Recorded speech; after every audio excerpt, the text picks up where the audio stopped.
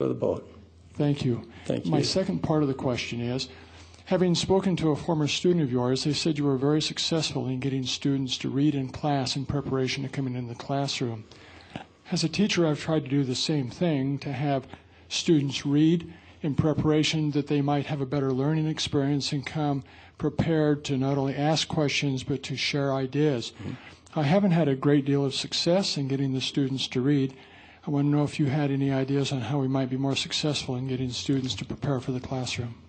It's a great question, and I want to try to not just prescribe applications that may work for me but wouldn't necessarily work for you.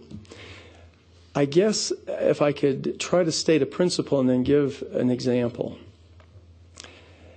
If you invite them in, and sometimes in teaching in the church we don't invite people in, we push them away. We push them away playing a game called Guess What's in My Head. Everybody know this game? It's a dumb game. And if I could be so bold, it's my observation that the Holy Ghost is rarely there when you're playing Guess What's in My Head.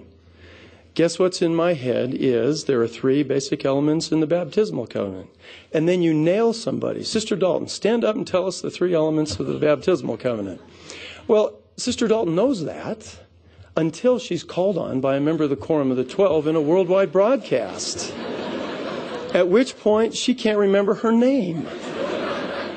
So we put people on the spot and then we coach them. Oh, now come on, Sister Dalton, we know you can do this. Yeah, ratchet up the heat on her. And then the inexperienced teacher poses the question again 16 different ways. And now the poor student is totally befuddled, thinking, okay, I messed up the first question, so now I got a whole bunch of other ones, and I'm kind of panicked here, and I can't remember any of them. So we just blow them away. If you ask a student, if you read a verse and you simply pose a question that invites them in, what stands out to you in this verse? What do you learn from this verse? As you think about this verse, are there things that you think it would influence in how you do things day to day?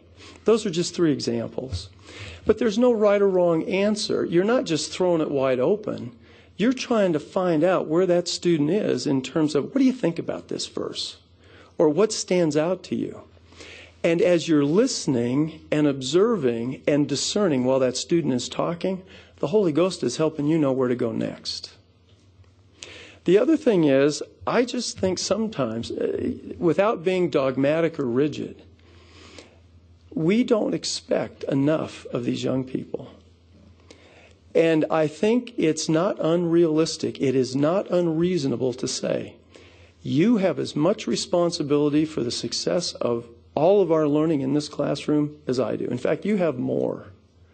Now, I will come prepared every day to help make this a great learning experience so you can learn for yourself.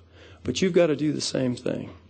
In your way, you help them understand that and hold them to it. And you don't beat them up, you don't pound them. But you just let them know that that's the expectation.